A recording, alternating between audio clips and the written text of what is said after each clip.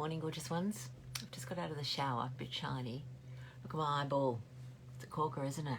It's really developing nicely here. It's interesting. So this week we've been talking about letting people help, about maybe starting to think about a bit of shame. And what I want to talk about today is the stories that are in our head about failure, I guess, and where failure comes with shame. Good morning, Michelle. So here's something interesting. So you know the eyeball, right? It doesn't actually hurt. It's very dramatic looking, but fortunately I've got very tough skin here, unlike Joel Selwood, who's a Geelong football player who seems to get a little breath onto his forehead and his head splits open. Good morning, gorgeous women.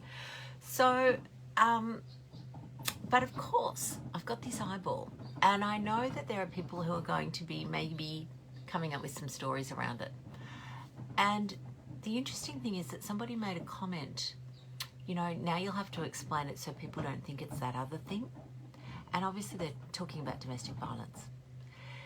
Now, it got me thinking that domestic violence, it's terrible, but it is not the victim's fault. But yet, for some reason, they have shame about it. So it's interesting. The person who's most concerned about my eyeball at the moment is my husband, which is kind of understandable because he doesn't want people to be thinking that I got this because he whacked me. But for most people, the concern is that, oh my God, people are going to think I'm a victim of domestic violence. But this is something that I want to, and I'm just teasing it out in my own brain, so I'm really just talking a bit about what my brain is thinking. Why is that shameful? The person who is the victim has done nothing wrong. So why is it shameful? And I think what it is that people think I must be an idiot to stay with them. I think that's what the concern is.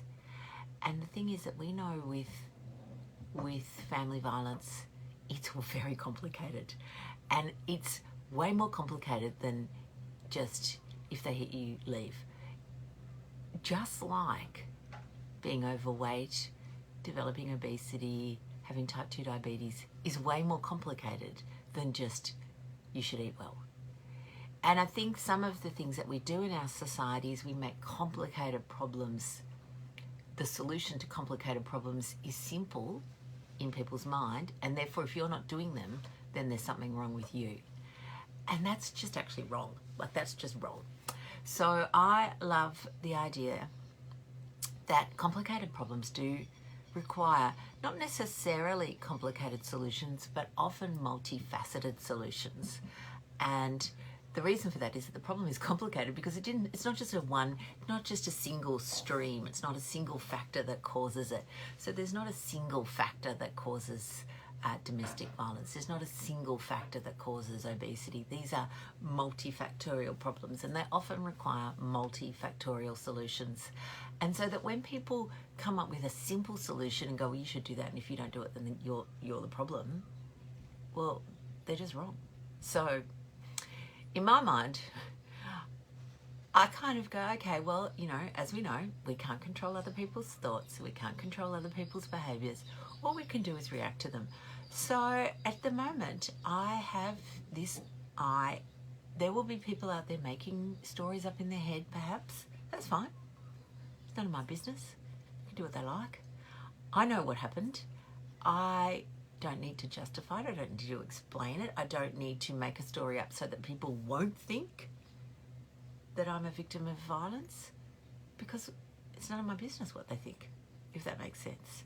So what that's done for me is that, like, I was saying to my hubby originally, I'm thinking, you know, I've got to wear these sunglasses all day. I don't want people to see me. And then I said, stop it. What do I care? They're not, you know, it's not, they can have their thoughts. It's irrelevant to me, if that makes sense. So this is a little tool that I like to use.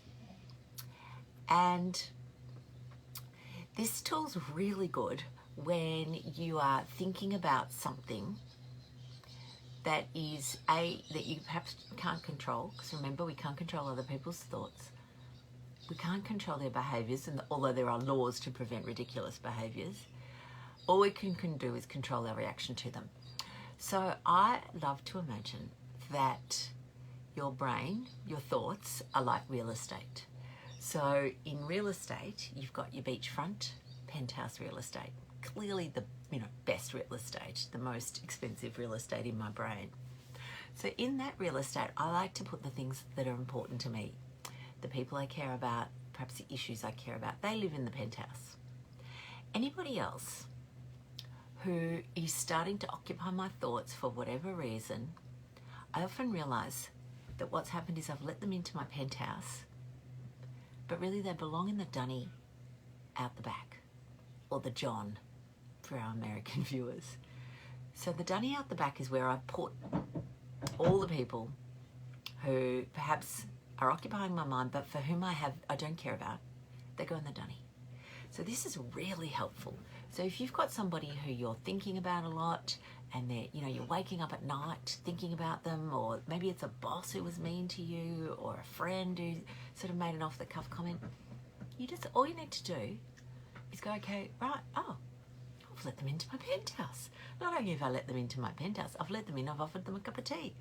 I don't want to do that. Actually, you don't get into my penthouse, you're in the dunny. So, good, all right, so you go in the dunny, so therefore, who comes into my penthouse? And then you recalibrate the people that you want to think about. Yes, Michelle, off to the dunny for you. So it's empowering, because again, the whole thing we feel when we're worrying about what other people think is disempowerment. We think they've got, and we can't stop it.